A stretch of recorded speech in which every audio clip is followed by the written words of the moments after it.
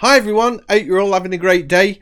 I thought I would try out the Oriental Brush in Procreate. This seems to be turning into a little bit of a series where I'm sort of going through brushes in Procreate and finding ones I like. So this is the Oriental Brush. Let's get into it. Here we are in Procreate. I'm selecting a palette. I decided that I was going to use a custom palette for this painting, and I picked one called the Renoir palette, one of my palettes that I use from the Painting in the Style of series. So I'll put a link in the description below where you can get that palette if you want. But basically I sort of looked at the colours and I thought, yeah, that's a really nice palette that would work really well for this. So I think I only chose one colour off the colour wheel, and that's that lime green in the foreground. All of the other colours came off the palette, so that sort of just gets the colour scheme out of the way before we get into the brush. So the brush, the Oriental Brush, I've sort of come across it a few times when I've been trying out the other brushes, and I really like it. It's got this very cool organic feel to it. It's a little bit like the Borodante brush in Art Studio Pro, if anybody's used that. And it's great if you make it really big, maximum size. You can do these sweeping brush strokes and get in that sky in a matter of seconds, and it looks like it's got a watercolor feel to it. Bring the brush down to size by about 50%, and then you can get those sort of sweeping trees in where you've got all those leaves and the effect of the trees, and you can see it's got a lot of detail in it just by putting one stroke. Again, looks very like a watercolor. I really took to this brush straight away. I've just used this one brush throughout the whole painting. It's really versatile. You can sort of have it like a pencil and work with it and do really fine detail, and then you can whack it out to this massive size and do really broad washes. I also used it on the blend mode so I could blend colors together. And this painting I used a lot of layers. I've started to work with especially in Procreate, layers more and more, where I'll get the initial painting down, and then I'll go into a second layer, which I'm working on now, and I've got the blend mode set to multiply, and that way it sort of really darkens up the colours. So I'm still using the same colours off the palette, but they appear much darker, and it lets the colour below also glow through because it's not sort of totally opaque. So I really like that. And you can see here, this is a good example where I'm putting in the reflections, and you can see the colour underneath it still glowing through.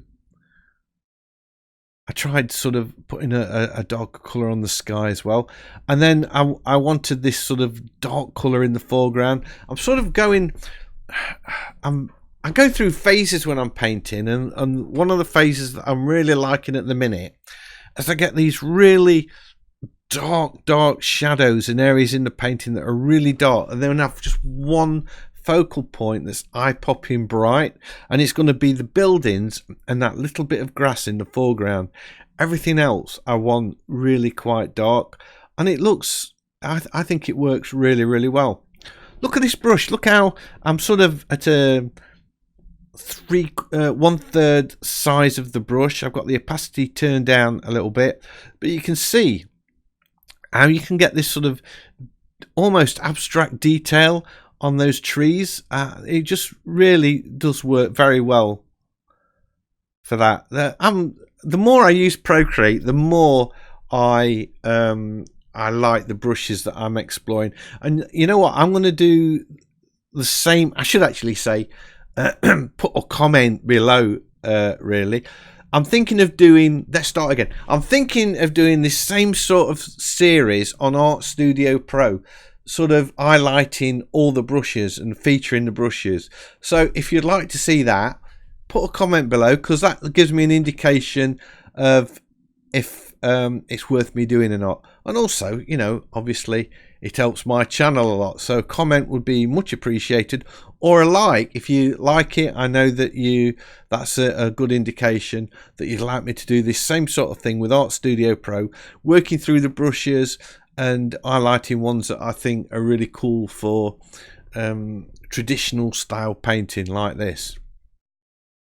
So I've kind of got the trees in. I'm now working on the buildings, and again, it's all about shadows and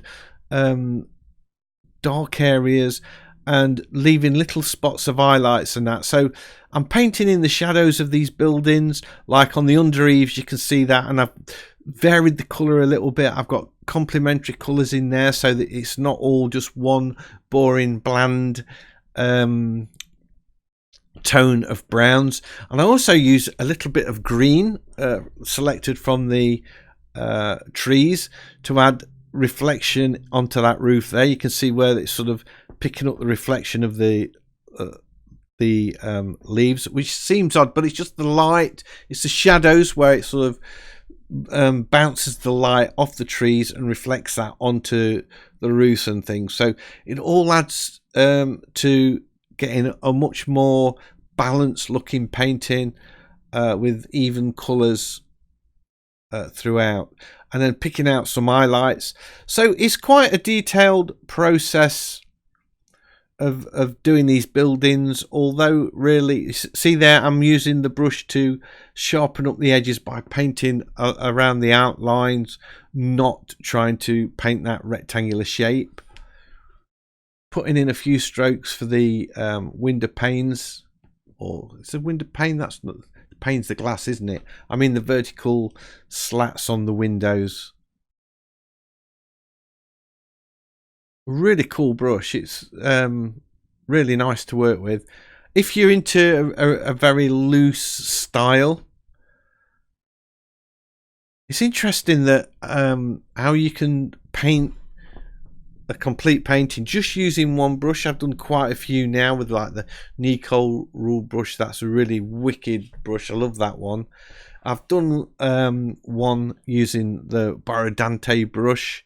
You've probably seen that video if it come out before this one.